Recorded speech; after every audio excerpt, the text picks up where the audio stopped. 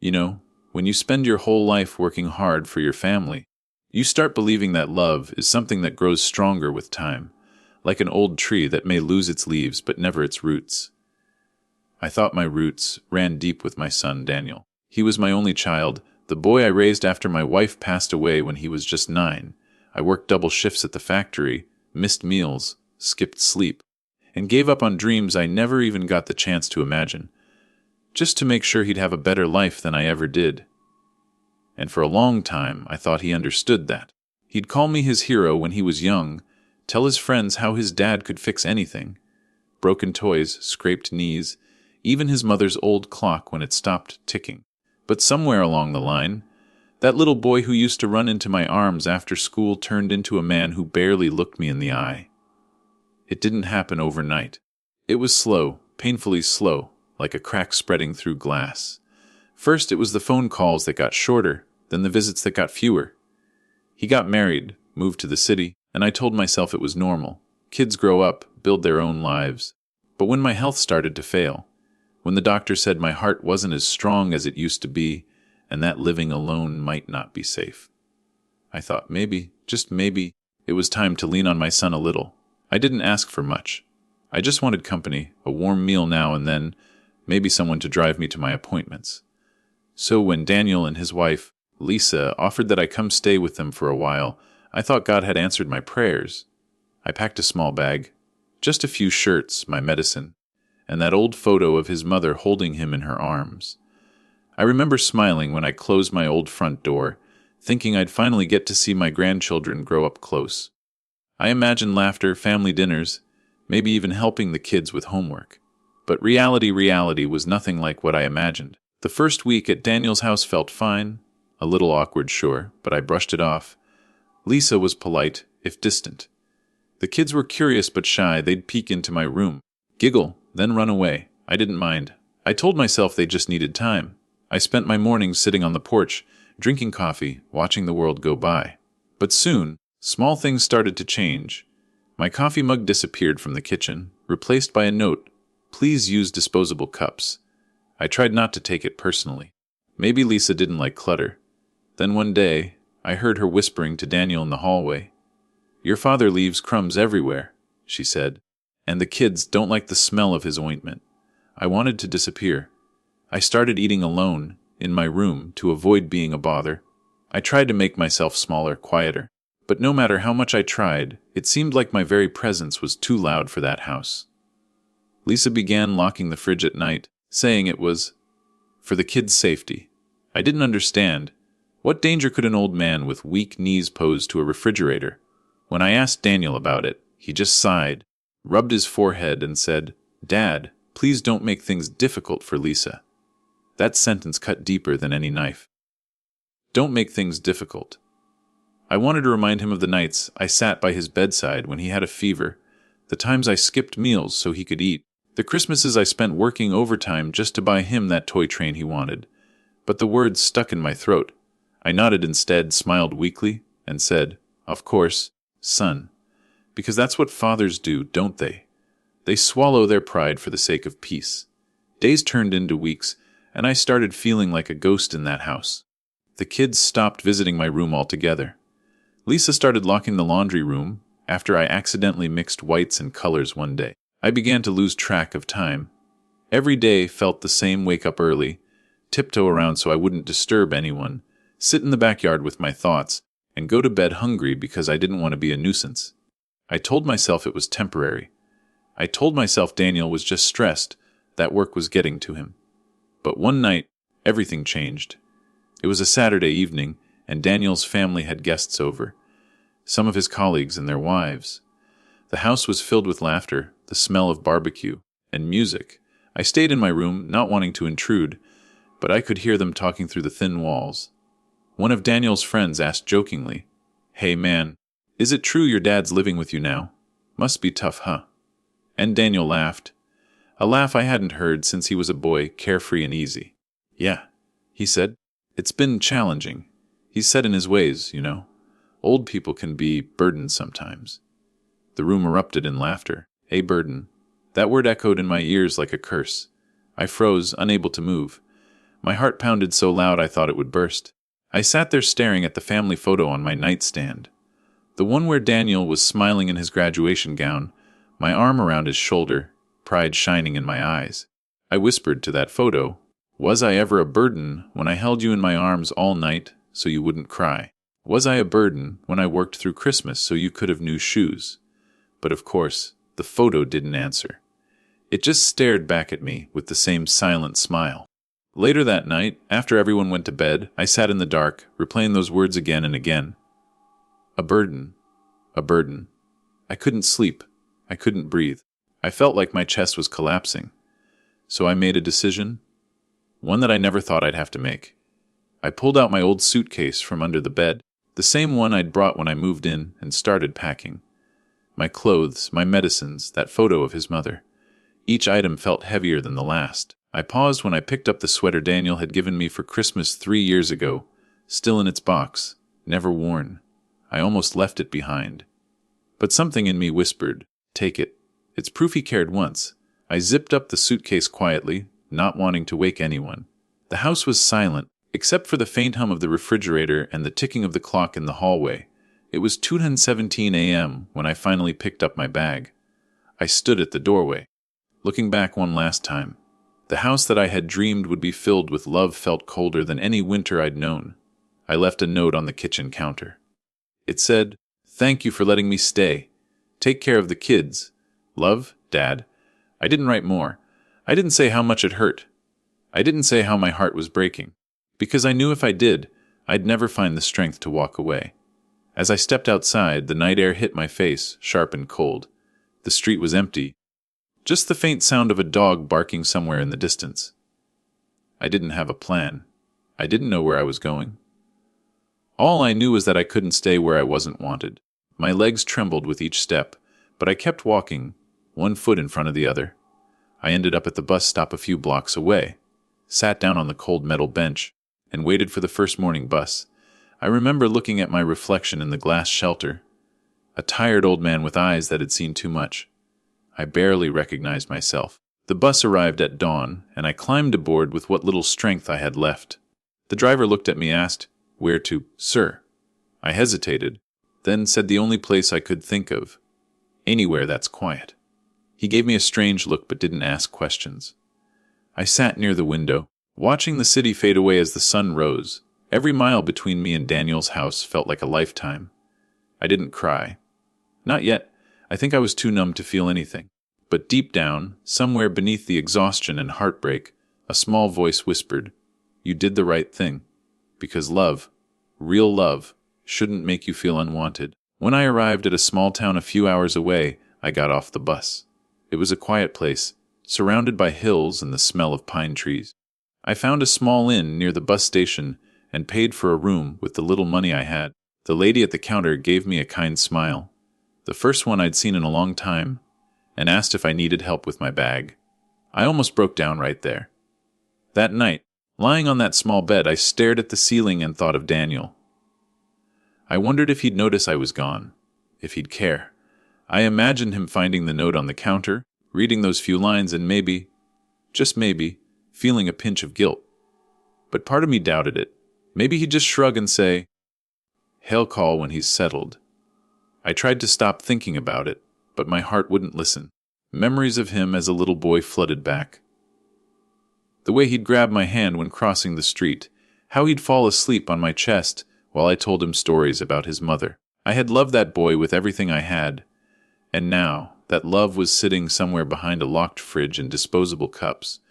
I don't know how long I cried that night. Maybe hours, maybe minutes. Time stopped meaning anything. Still, the next morning I decided something important. I wouldn't let that word, burden, define me. I wasn't done living yet. I didn't know what the future held, but I knew one thing for sure. I wasn't going to spend the rest of my days waiting for scraps of affection from a son who saw me as an inconvenience. Maybe, in this small town, I'd find a way to belong again. Maybe I'd meet people who still remembered what respect meant. Maybe I'd learn to smile again. But I didn't know then that what was coming next would break my son in ways he never saw coming. Because sometimes, life has a way of teaching lessons the hard way, not through anger, but through absence. And Daniel was about to learn that the man he called a burden was the very foundation his life stood on. The town was small, quiet, and kind in the way cities forget to be. It was the kind of place where people still greeted strangers, where the bakery's morning aroma drifted through cobblestone streets, and where life seemed to move at a pace slow enough for the heart to catch up. When I first arrived, I didn't know what I was looking for. Peace, maybe, or just a place where I didn't feel like a shadow in someone else's life. The innkeeper, Mrs. Turner, was a woman in her 60s with kind eyes and hands that always seemed to smell of cinnamon and soap. She ran the little inn by herself since her husband passed years ago, and maybe she saw the loneliness in my face, because she didn't ask too many questions. She just smiled, handed me a key, and said, "Breakfast is at 7. Coffee's strong enough to wake the dead." That night I slept deeper than I had in months, maybe years. When morning came, the sun peeked through the thin curtains, painting the room golden. I sat by the window, drinking the coffee Mrs. Turner had left outside my door, and for the first time since leaving Daniel's house, I didn't feel like a burden. I just felt human. Later that day, I walked around the town, my suitcase still by my side. There was a small park near the church, filled with benches and laughter from a handful of children playing tag. I sat down, watching them run in circles, and for a moment, I could almost hear Daniel's voice as a boy, calling out to me, "Dad, watch me!" The memory stung, but it also warmed something deep inside me. I realized that even if my son no longer saw me, I still carried those pieces of him, the little boy who once held my hand, inside my heart. That, at least, couldn't be taken away. Over the next few days, I began to find a rhythm. I'd wake up early, take a walk down Main Street, and exchange polite nods with the shop owners, setting up for the day. There was a man named George who ran a small hardware store. He reminded me of myself when I was younger, practical, straightforward, hands always covered in a fine layer of dust and work. One morning, I stopped to chat with him about the tools in his window. I mentioned I used to fix things for a living, that I could mend just about anything with a screwdriver and a bit of patience. He smiled and said, "Well, maybe you can lend me those hands sometime, old-timer. My assistant quit last month." I laughed, told him I wasn't sure how much help an old man with a weak heart could be, but he just waved his hand and said, "Nonsense. Work's not about speed, it's about care." That simple line stuck with me, care. That was something I hadn't felt or given in a long time, so I started helping him out for a few hours a day, fixing broken lamps, assembling furniture, tightening screws on creaky chairs. He insisted on paying me, but I told him a cup of coffee and conversation were enough. Truth be told, it wasn't about the money. It was about purpose. Every nail I hammered and every bolt I turned made me feel a little more like myself again. Slowly, the ache in my chest, the one that had followed me since Daniel called me a burden, began to ease. One evening, after closing the shop, George invited me to join him at the diner across the street. It was a cozy little place with red booths and an old jukebox that still worked if you kicked it just right. The waitress, a cheerful woman named Clara, brought us 2 plates of meatloaf and mashed potatoes. She recognized me from my morning walks and said, "You must be the new gentleman staying at Turner's Inn. Mrs. Turner says you're quite the handyman." I smiled shyly and said, "I just fix what's broken." She laughed and said, "Don't we all, in one way or another?" That sentence hit deeper than she probably intended. As we ate, George asked about my family. I hesitated, not sure how much to say. Finally, I told him the truth, that I had a son, but we'd grown apart. That I'd been staying with him, but things hadn't worked out. George didn't pry. He just nodded slowly, looked at me with understanding, and said, "Family can break you in ways strangers never can. But sometimes, distance helps heal what closeness destroyed." I didn't respond, but I felt tears prick at the corners of my eyes. For the first time, someone had put into words what I couldn't. Weeks passed, and life in that town began to feel like a quiet kind of salvation. I helped George at the store, spent evenings at the park feeding the pigeons, and sometimes joined Mrs. Turner and a few locals for Sunday dinner. They talked about their gardens, their children, the weather. Simple things, yet somehow, it felt more meaningful than any conversation I'd had in years. Mrs. Turner would often say, "You remind me of my brother. He used to hum while he worked, just like you do." I hadn't even realized I'd started humming again. Small tunes from my younger days. I guess peace has a way of sneaking up on you when you're not looking. Still, not every night was easy. Some nights I'd wake up thinking I heard Daniel's voice calling my name, only to realize it was just the wind. Other times, I'd dream of my wife, her gentle hands resting on my shoulder, telling me everything would be okay. But when morning came, the silence would return, and I'd remind myself, I wasn't running away from my past. I was walking toward something new. One afternoon, as I was fixing an old radio in George's shop, a young woman walked in with a broken clock. It was a small thing, brass and delicate, with "To my darling husband" engraved on the back. She said it had belonged to her late father, and she wanted to hear it tick again. Something about the way she said it, the quiet ache in her voice, reminded me of the day I fixed my wife's old clock after she passed. I promised I'd do my best. It took me 2 days, steady hands and patience, but when I finally got it working, the ticking sound filled the room like music.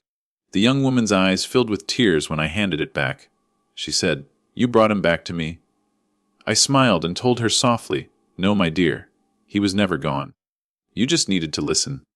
After she left, I sat there staring at my hands, the same hands my son once held as a boy. I realized that even if Daniel couldn't see my worth anymore, there were still people in this world who could. Maybe that was enough. But fate has a strange way of circling back. One evening, as I was sweeping the shop floor, the phone on the counter rang.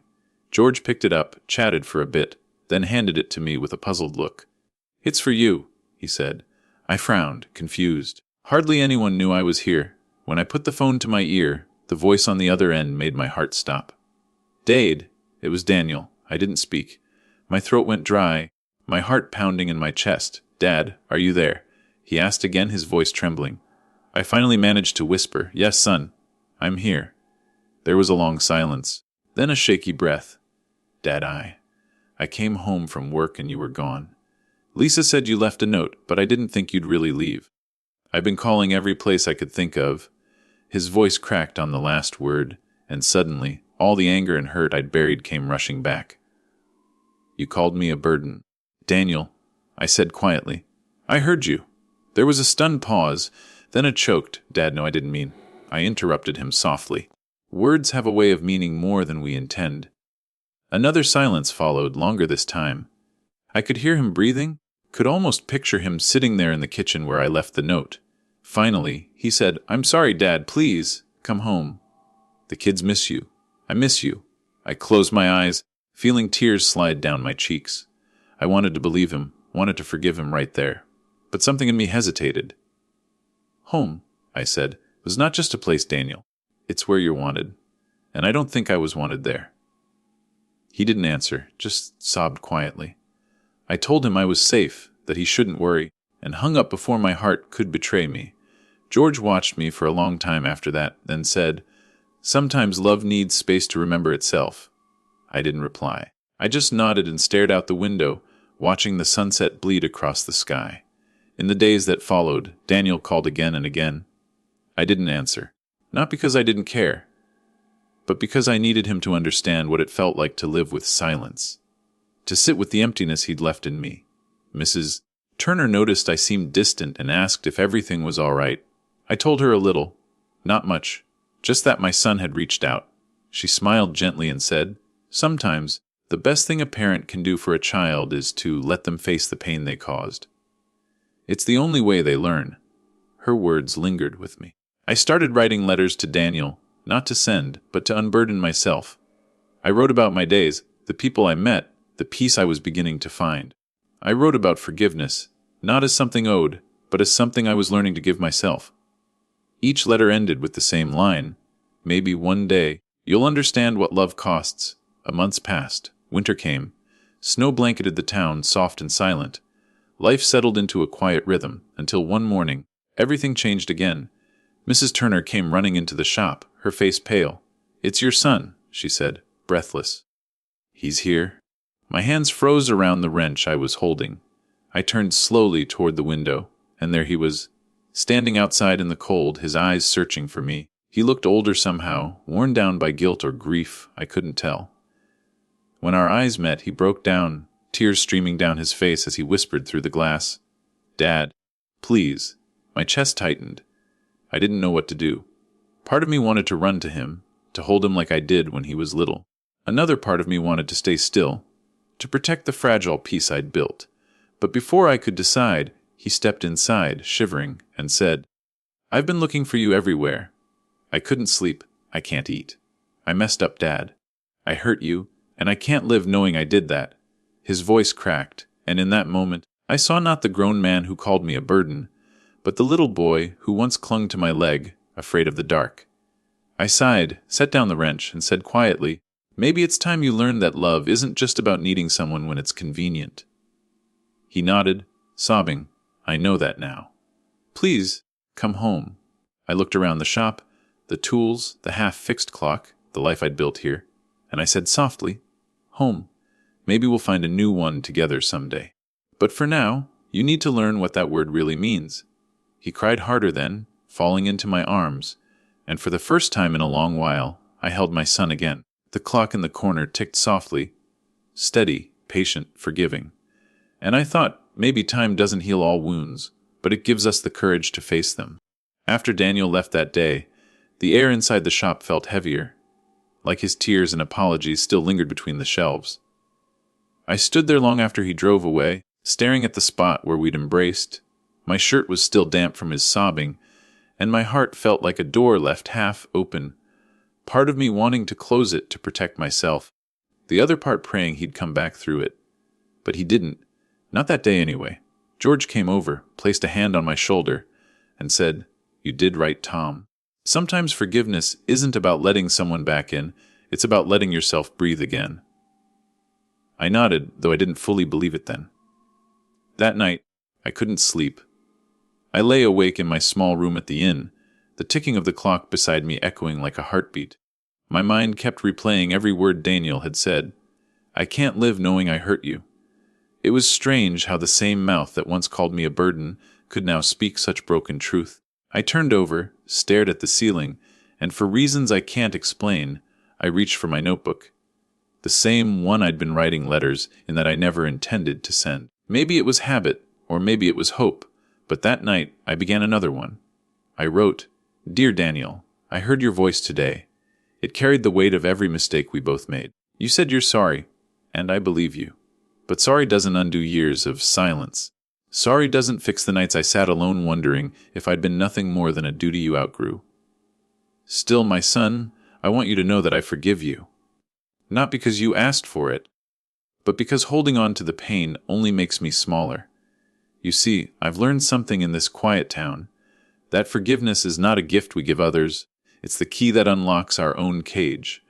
I paused, staring at those words, and felt something shift inside me.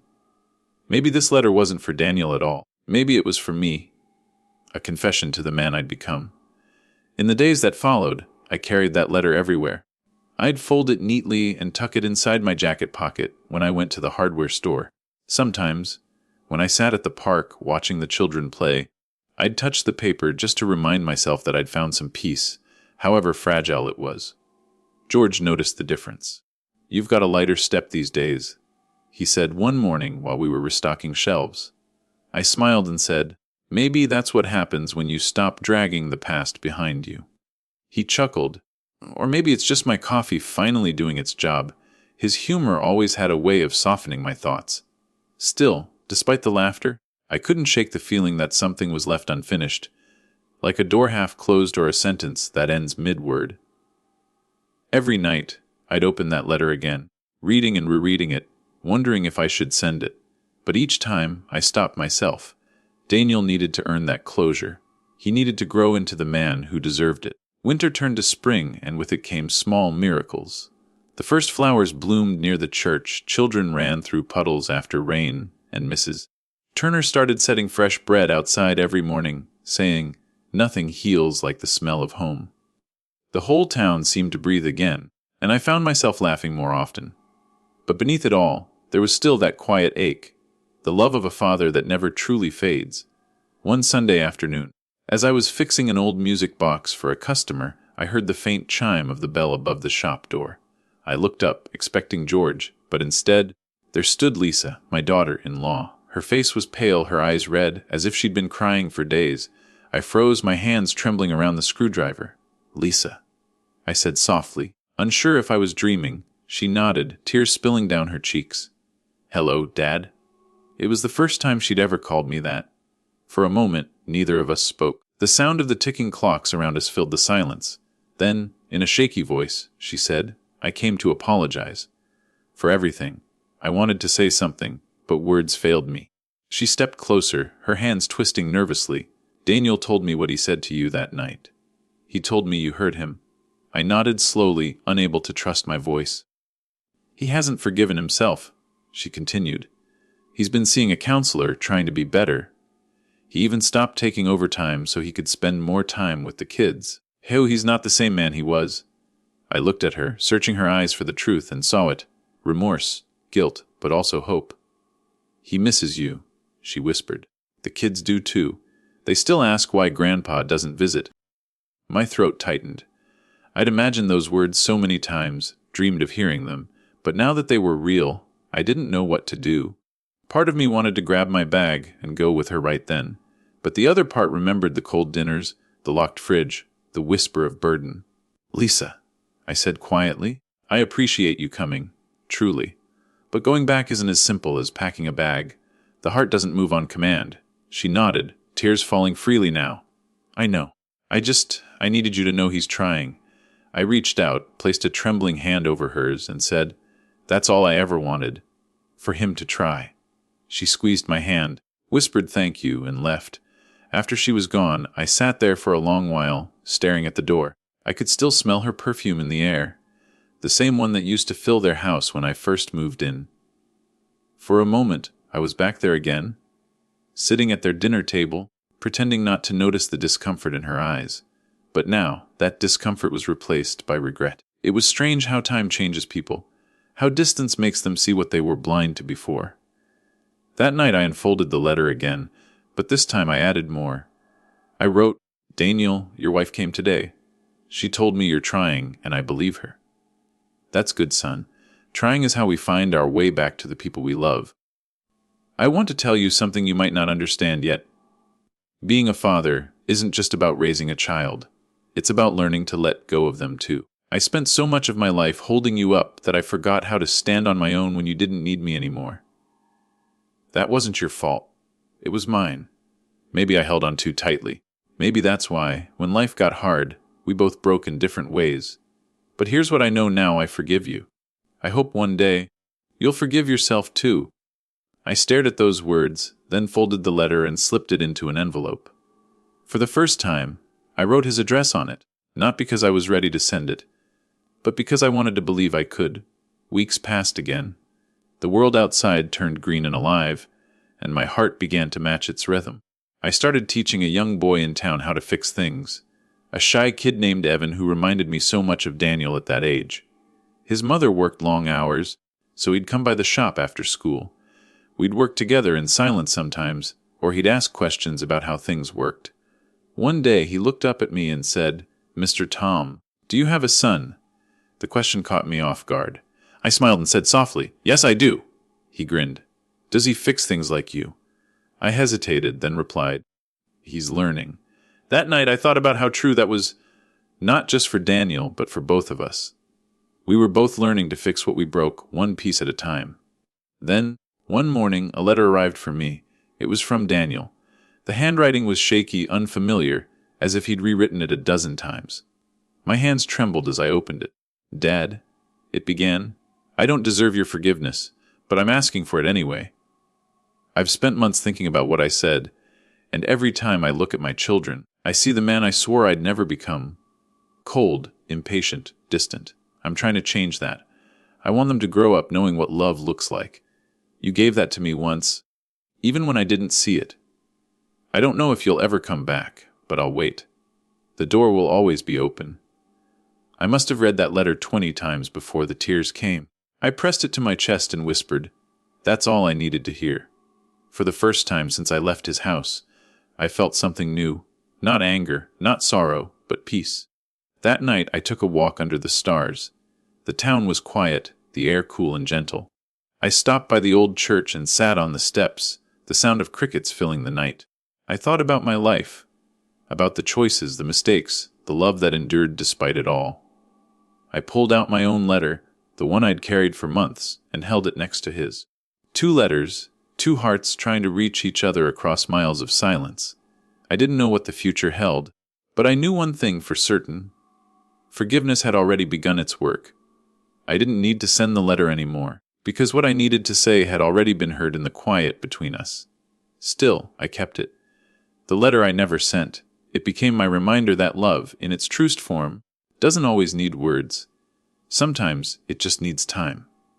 And though I didn't know it then, that time was about to bring me and my son together again, in a way that neither of us could have imagined. Because life, with all its pain and beauty, always finds a way to finish the stories we leave unfinished. Spring melted into summer, and with each passing week, I felt the quiet rhythm of that little town settle deeper into my bones. The air was warmer, softer, carrying the scent of lilacs and freshly cut grass, and life had a certain peace to it, a peace I hadn't known in years. I thought maybe that was it. Maybe this was how the rest of my days would be. Helping at the hardware shop, writing letters I'd never send, teaching Evan how to fix clocks and radios. There was something beautiful in that simplicity. Every evening I'd sit by my window, watching the sun sink behind the hills, the sky turning from gold to pink to deep blue. I'd often whisper to myself, "You're all right, old man. You made it." And in those quiet moments I almost believed it. But one humid afternoon in July, everything changed again, the day my son came back for me. It started like any other day. I just finished helping George unload some supplies when Mrs. Turner came running down the street, her apron flapping in the wind. "Tom," she called, breathless. "You've got visitors!" I frowned, Confused. Visitors. Hardly anyone came looking for me except the mailman. I wiped my hands and followed her back toward the inn. As I rounded the corner, I saw them before they saw me. Daniel, standing beside a car I didn't recognize, and 2 little figures peeking out from behind his legs. My grandchildren. I stopped dead in my tracks. They'd grown since I last saw them, taller, faces rounder, eyes brighter. For a moment, I couldn't move. My knees felt weak, my heart unsteady. It was Lisa who noticed me first. She nudged Daniel gently, and he turned. When his eyes met mine, I saw something there I hadn't seen in years. Not pity, not guilt, but something softer. Understanding, maybe even love. He took a tentative step forward and said, "Dad." Just one word, but it was enough to break me. I didn't rush to him, didn't speak at first.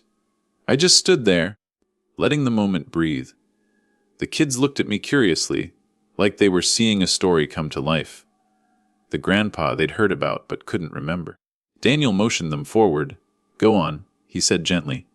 The younger one, a little girl with freckles and a missing front tooth, ran up first. "Are you Grandpa Tom?" she asked, her voice pure and bright. I smiled, blinking away tears. "I guess I am," I said softly. She grinned, wrapping her tiny arms around my legs. The older boy followed, shy at first, but when I knelt down to his height, he whispered, "Dad says you can fix anything." I chuckled, my throat tightening. "Well, I try," I said. But some things take time. Daniel approached slowly, hands in his pockets, looking smaller somehow, despite the years that had made him taller and broader than me. "Dad," he said again, voice trembling, "I didn't come to ask you to move back. I know I don't deserve that. I wanted you to meet them. I wanted them to know the man who taught me everything good I ever knew." I stared at him for a long moment, the sun glinting off his eyes, and I saw the boy he used to be. The one who'd cried when he lost his first tooth, who'd begged me to teach him how to ride a bike, who once whispered in the dark, "Don't ever leave me, Dad." My voice broke as I said, "You didn't have to come, son?" He nodded, eyes glistening. "Yes, I did."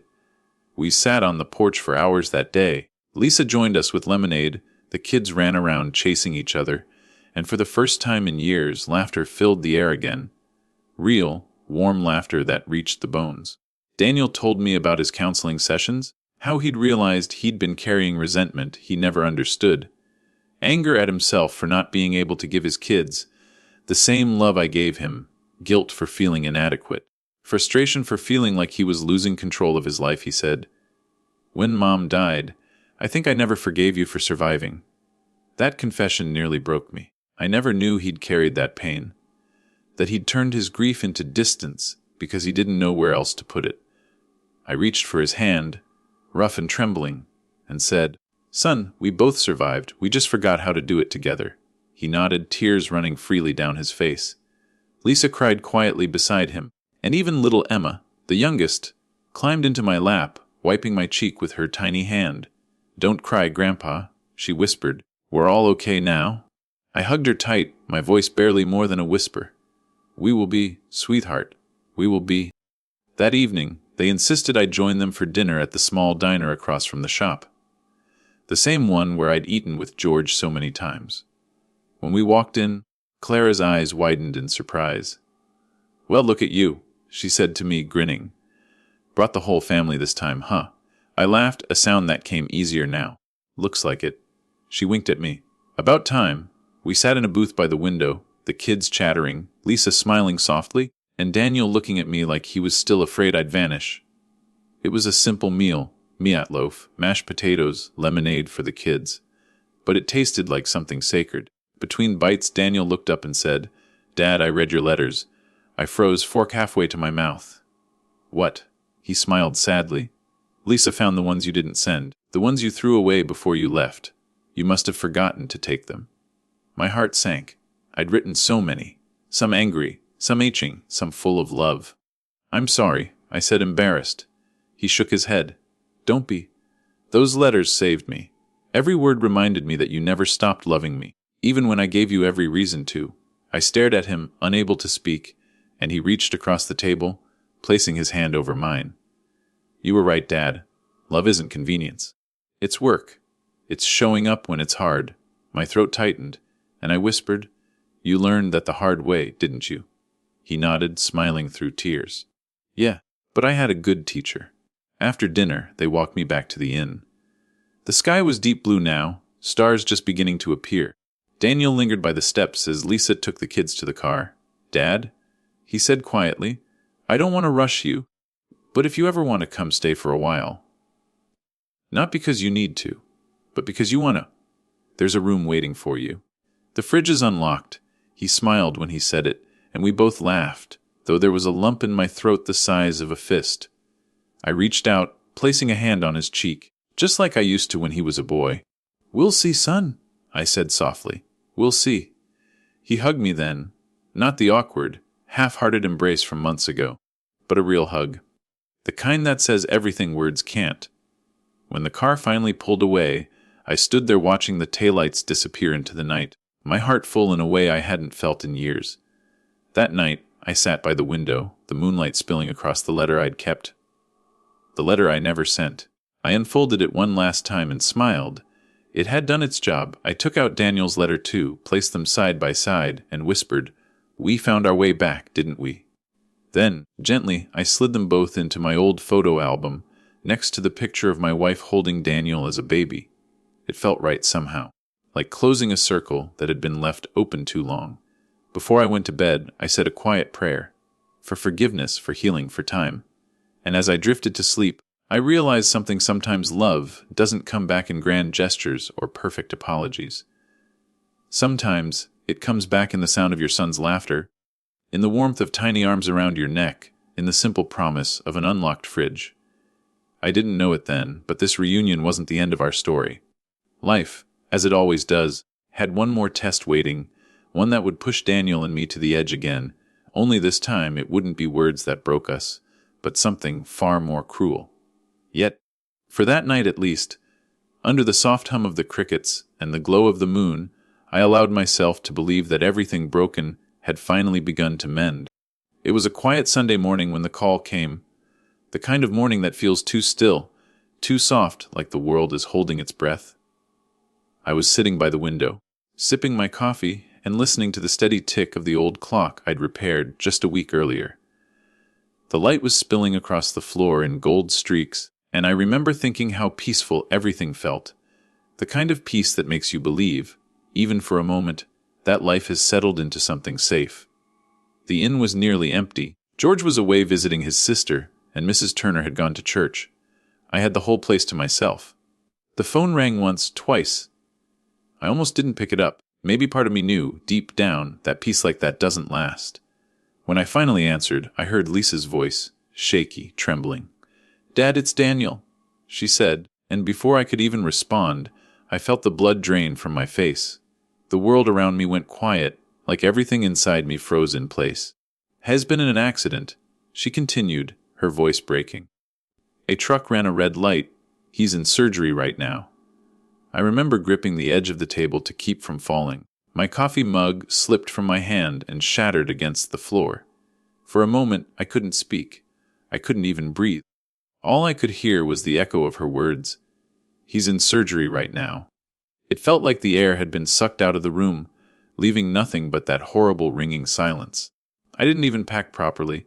I just grabbed my jacket, my wallet, and the photo of us from the porch. Within minutes, I was on the first bus out of town, my hands shaking so badly I could barely hold the ticket. Every mile between me and that hospital felt like a lifetime. When I finally arrived, the smell hit me first. That sterile, antiseptic hospital air that always feels like it's trying too hard to cover up the scent of fear. Lisa met me in the lobby, her eyes red and swollen. She ran into my arms, sobbing, and for a long time we just stood there holding on to each other.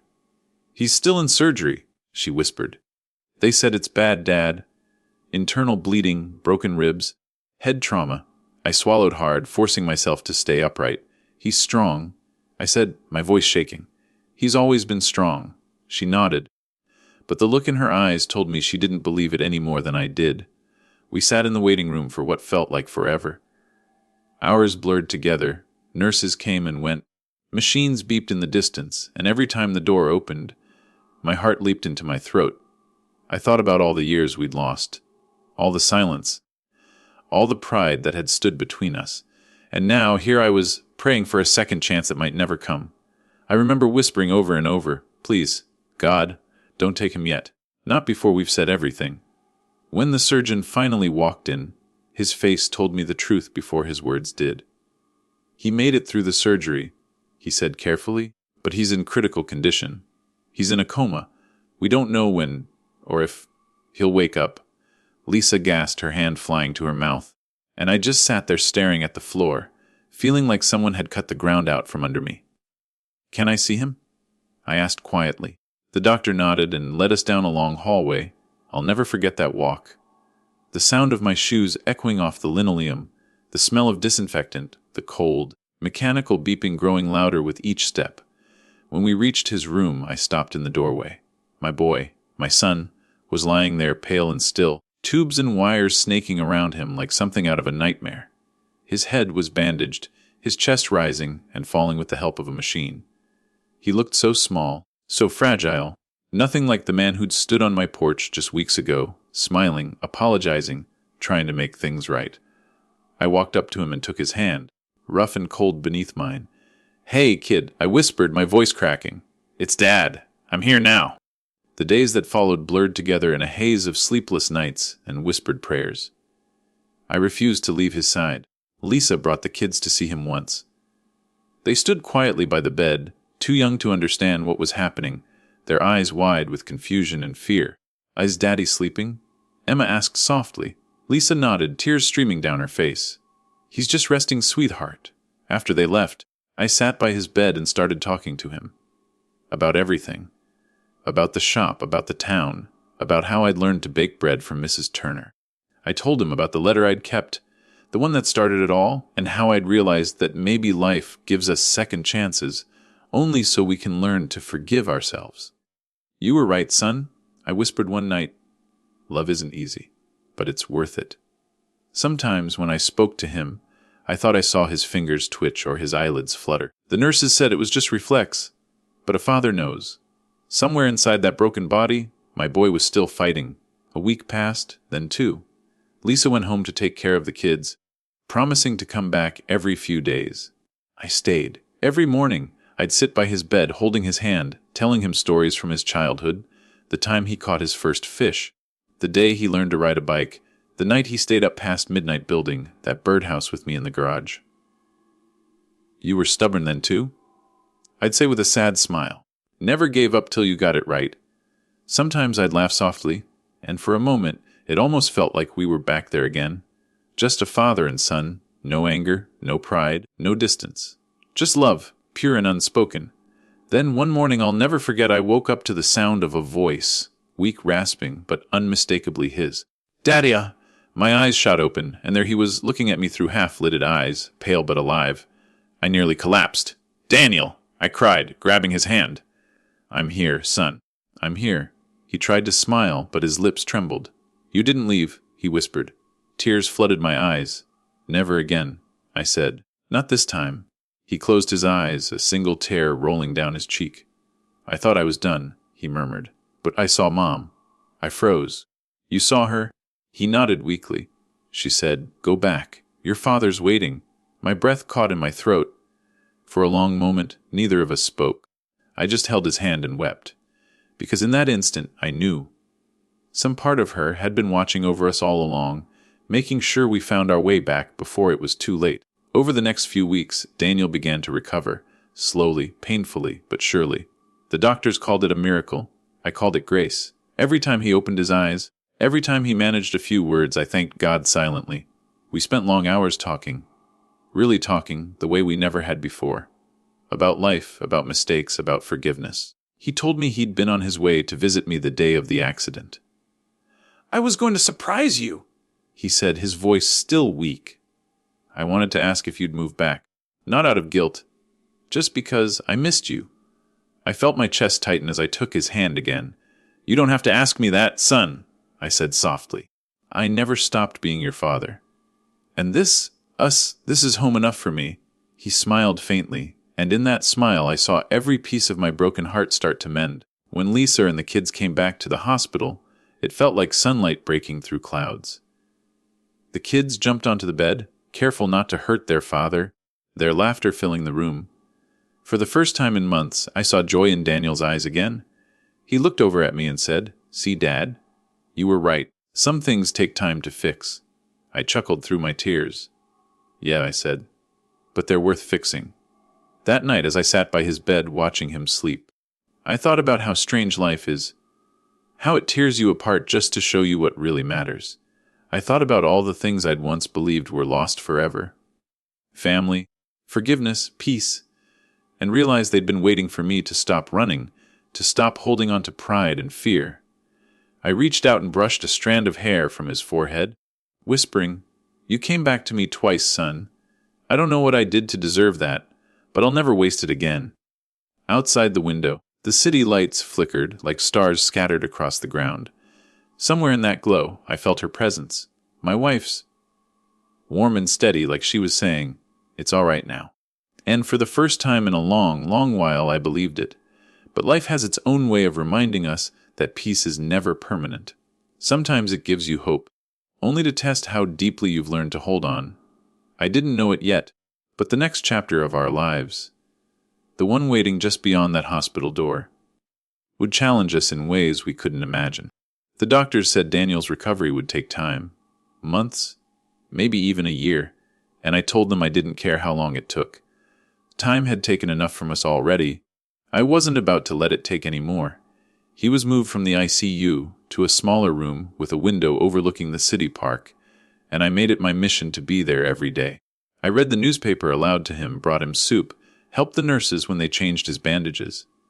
It became our new routine. The smell of antiseptic faded into something familiar, almost comforting. I even started to know the other families in the ward, the mother who prayed in whispers by her son's bed, the old man whose wife hummed lullabies to him every night. We were all bound by the same silent hope that love could be stronger than fate. Daniel was improving little by little. He could sit up for longer, feed himself again, even walk a few steps with help. But his head injuries made things unpredictable. Some days he was sharp and clear, like his old self, and others he drifted, forgetting what day it was or confusing faces. The doctors said it was normal, part of the healing process. I told myself to believe them. But deep down I knew something wasn't right. There was a look in Daniel's eyes sometimes. A fog, a faraway emptiness that reminded me of someone who'd seen too much and come back only halfway. One afternoon, Lisa called me outside the room. Her voice was low, careful. "Dad," she said, "the doctors want to discuss something with us privately." My stomach sank.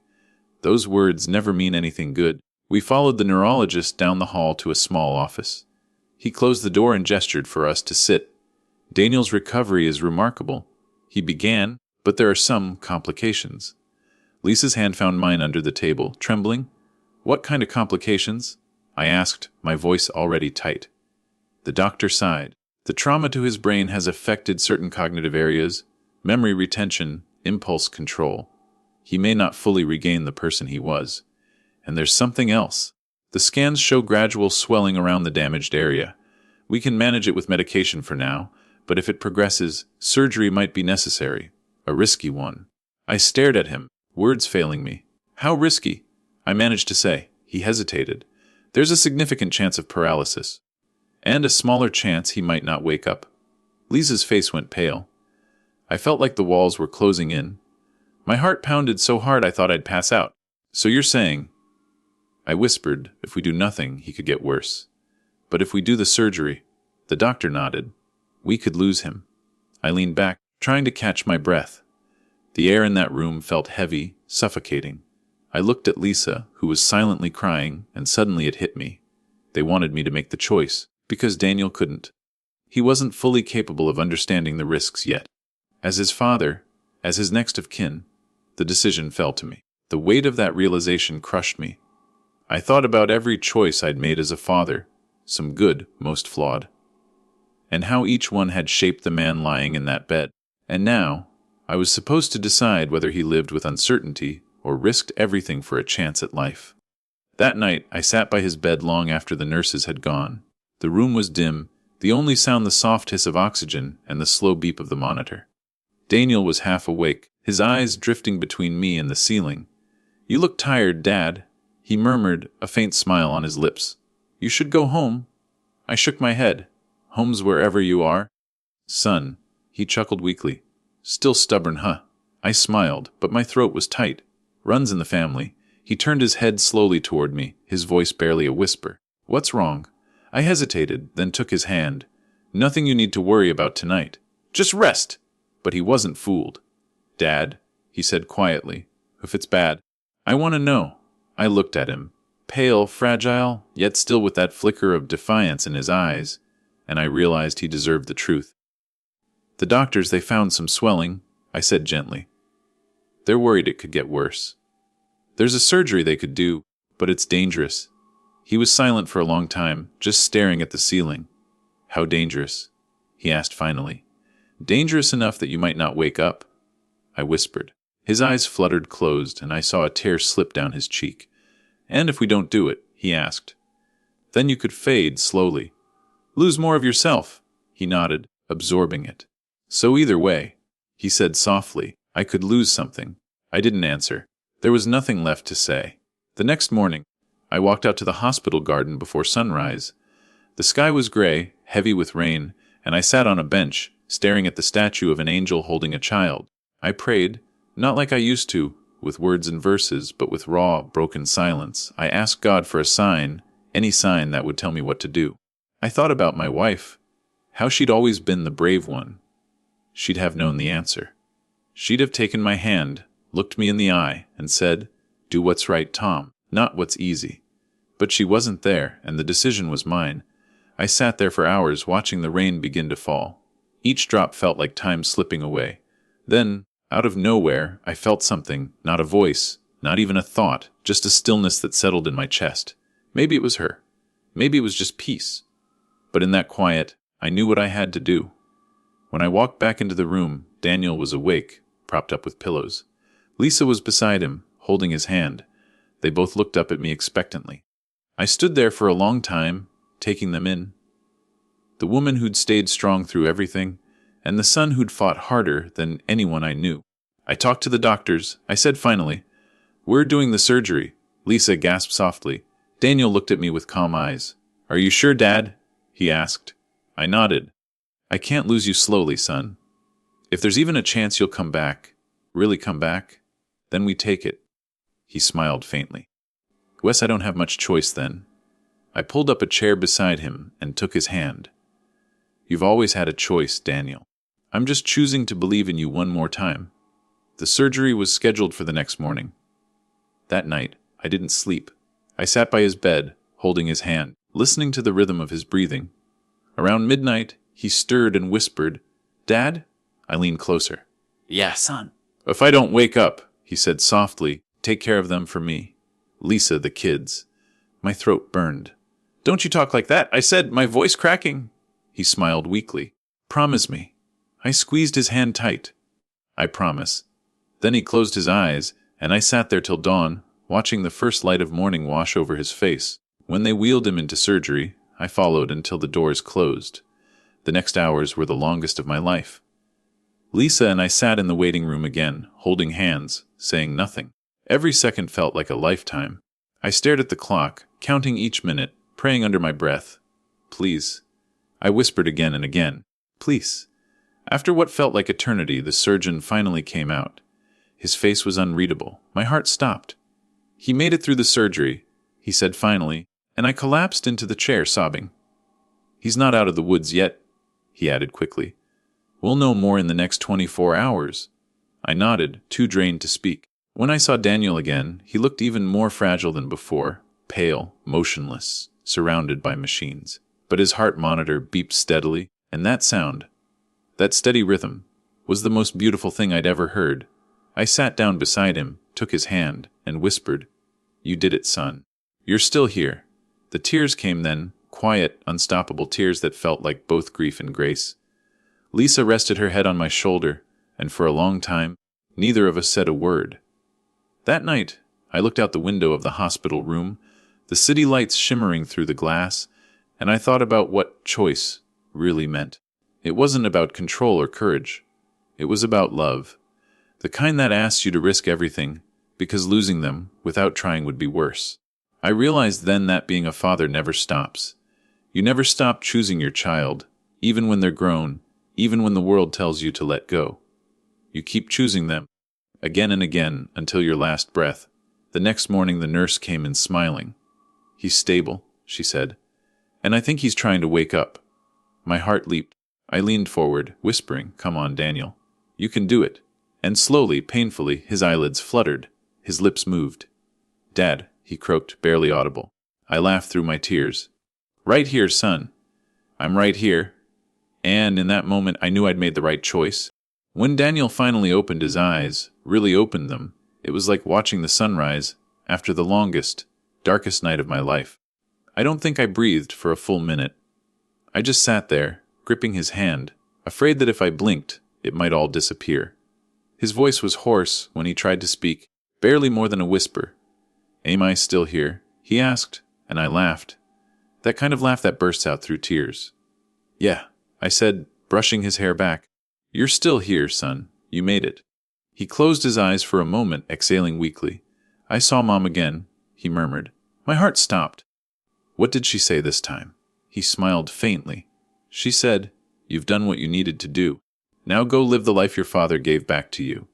I felt something break open inside me. Not pain this time, but gratitude so deep it almost hurt, because I realized she was right. I had given him the chance, but he was the one who fought his way back. He had chosen life, chosen us, chosen another sunrise. And I knew from that moment that everything we'd been through, every word, every tear, every scar, had brought us to this. His recovery after that was slow but steady, like a man learning how to live again one breath at a time. The physical therapy sessions were brutal. I'd watch him struggle to stand, to walk, to hold a cup without shaking, but he never gave up. Sometimes he'd look at me and say, half joking, "Guest's stubbornness really does run in the family." I'd smile and nod. It's our best and worst trait. The doctors called him a miracle case. They said most people with that kind of trauma don't come back the way he did. But Daniel wasn't most people. He was my son, the same boy who once fell off his bike, scraped his knees bloody, and got right back up saying, "Didn't hurt." I used to think resilience was something you taught a child. Now I understood it was something you inherited, not from lessons, but from love. When he was finally discharged, I helped him move into a small rehab cottage near the edge of town. It was quiet, surrounded by trees, with a porch that faced the sunrise. I visited every morning with coffee and the paper, and we'd sit in silence, just watching the light spill across the sky.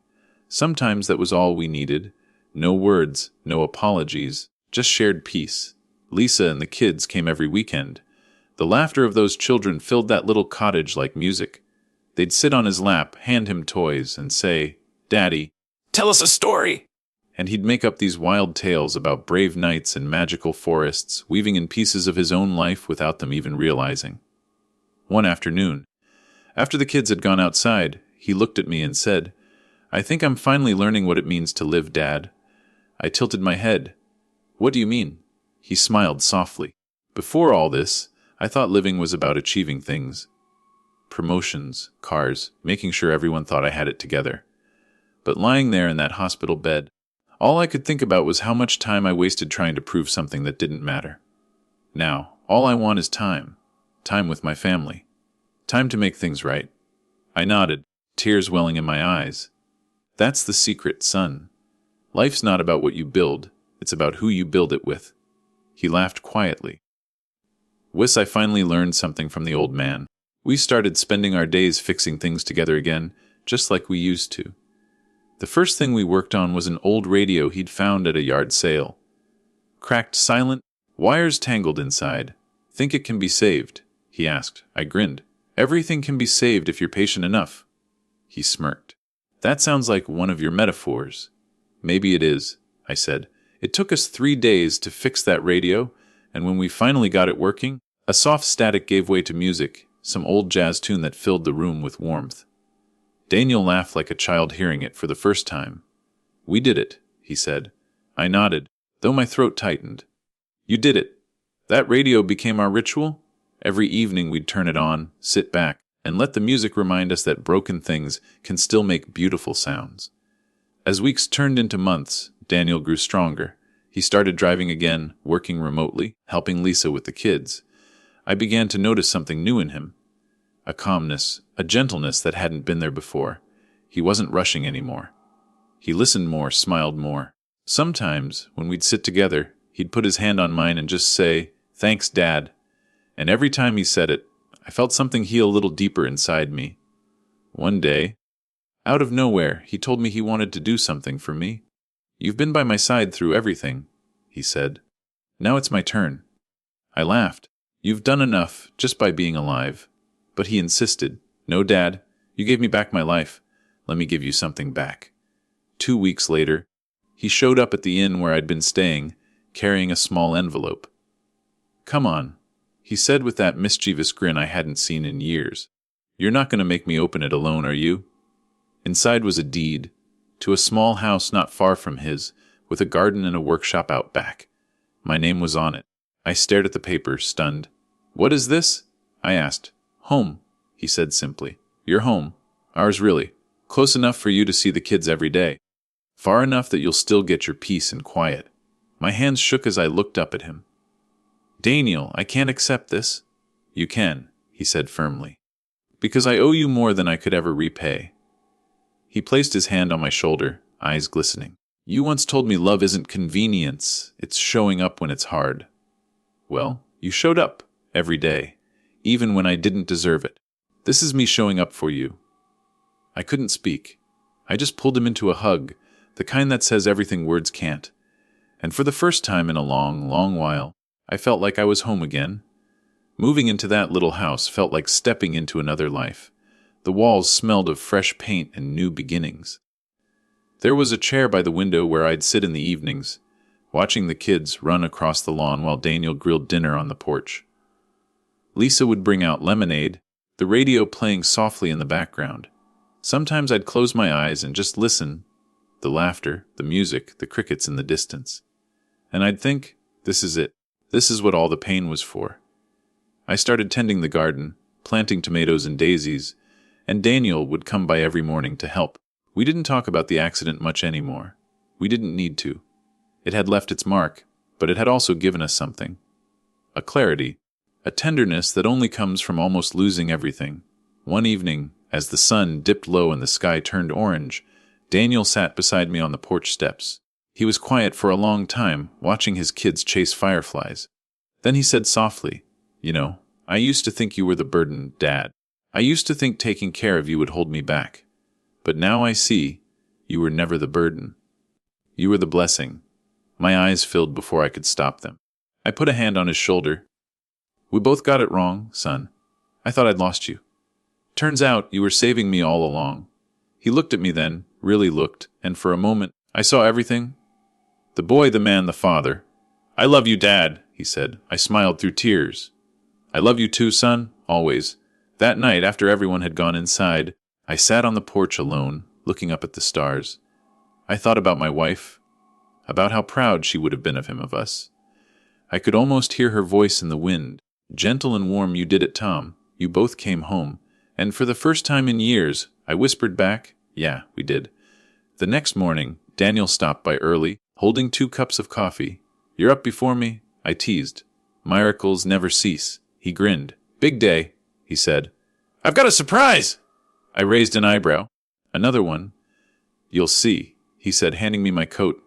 We drove down to the community center, where a small crowd had gathered.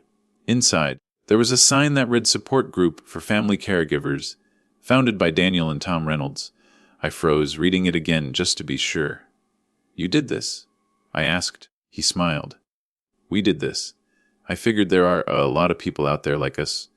Parents, kids, trying to forgive each other, trying to start over. Maybe we can help them find their way like we did. My throat closed up. You really have changed, I said softly. He nodded. You taught me how. That day, as we stood together speaking to the small group, strangers who looked at us with tears in their eyes, I realized something powerful. The story of a father and son who hurt each other, lost each other, and found their way back wasn't just ours. It was everyone's story, in some form. And if telling it helped even one person hold on a little longer, then maybe all that pain had a purpose after all. When we got home that evening, the kids ran out to meet us, arms open, laughter echoing through the yard.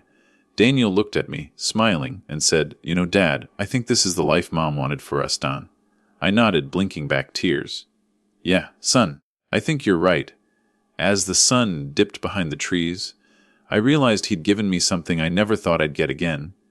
Not just his love, not just forgiveness, but life itself, the life he gave back to me. I used to think stories ended when the pain stopped, that when the healing began, the curtain would fall and the credits would roll. But life doesn't work like that. It's messier, quieter. It sneaks up on you in the soft moments, in the way the morning light hits the kitchen table, or how a cup of coffee feels heavier when the person you used to share it with isn't there anymore. It's been 2 years since that morning when Daniel handed me the keys to my little house and told me, You're home, Dad. 2 years since he smiled with that new peace in his eyes, the kind of peace you only find after walking through fire. We spent those years living like men who knew the value of time. We fixed fences, built birdhouses with the grandkids, watched old westerns on Friday nights, and never once took a sunrise for granted. There was laughter, plenty of it, but there were also quiet moments when he'd look at me, and I could see it. That awareness, that fragile gratitude of a man who'd come close to the edge and found his way back. I thought we'd have decades more of that. I thought the worst was long behind us. But life has a way of reminding you that time is both a gift and a thief. It happened on an ordinary Sunday, the kind of day you don't expect to remember. Daniel had invited me over for breakfast. Pancakes, his specialty. The kids were chasing each other through the yard, Lisa humming in the kitchen. The house smelled like coffee and syrup, and for a moment, I thought, this is happiness. Right here.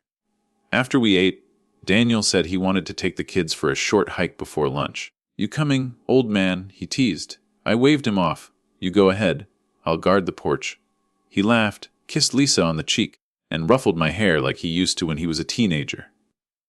Don't nap too long, he said, heading out the door.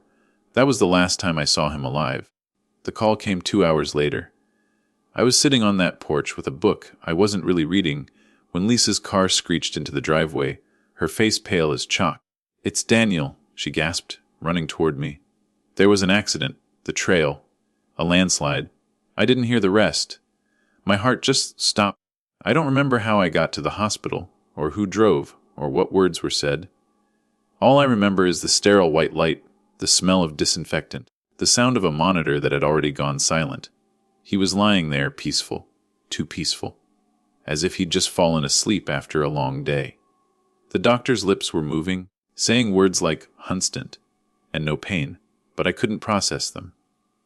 All I could think was how still his hands looked. Those hands that had fixed radios, held his children, and once gripped mine so tightly in a hospital room years ago.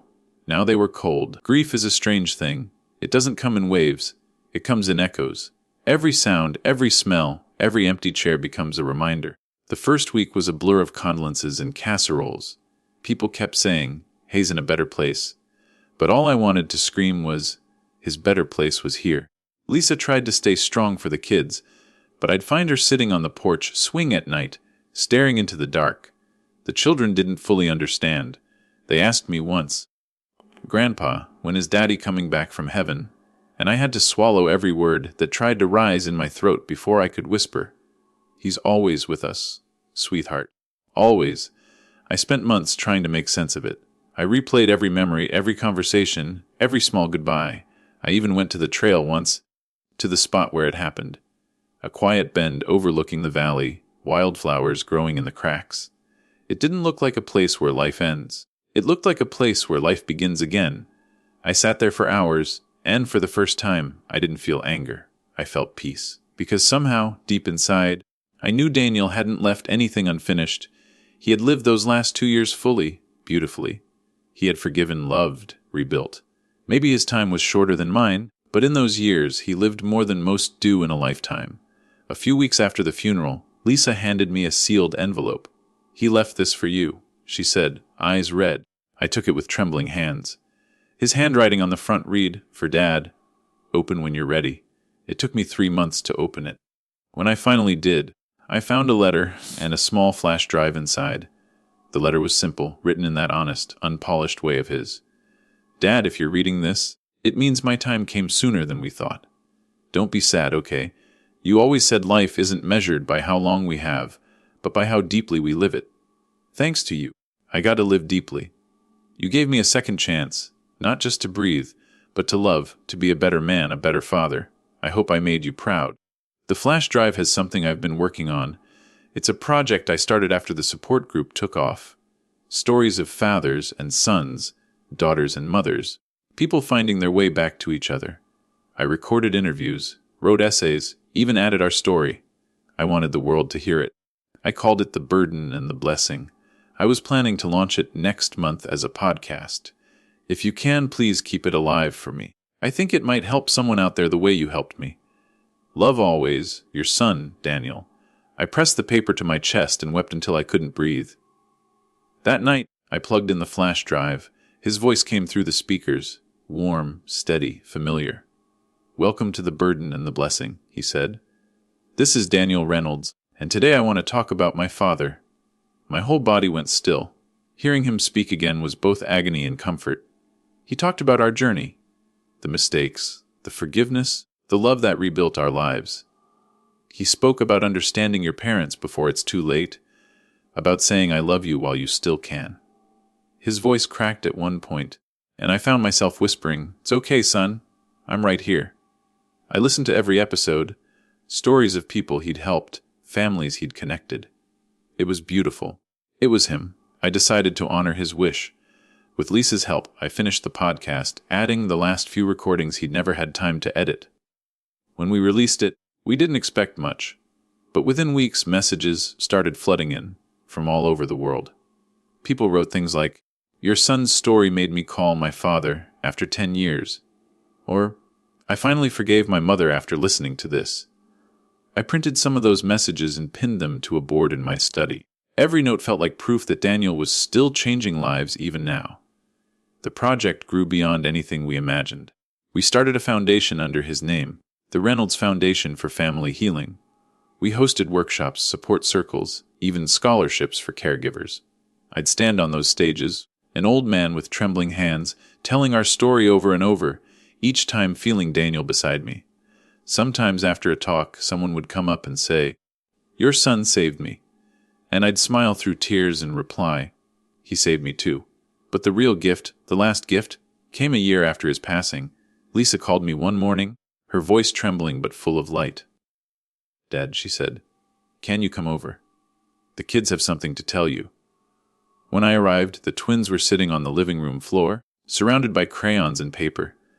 They both looked up at me with wide, excited eyes. "Grandpa," little Emma said, holding up a drawing. "Mom says we're getting a baby brother." My heart nearly burst.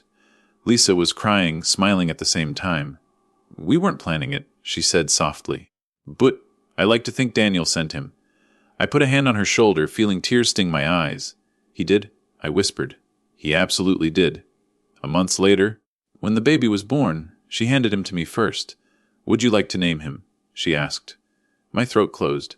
I looked down at that tiny face, so full of life, and whispered, "Daniel." It felt right, like a circle closing, a story coming home. I held him close, and in that moment I swear I felt my son's presence in the room. Warm, proud, peaceful. Now, every morning, I sit on my porch with a cup of coffee and that old radio we fixed together.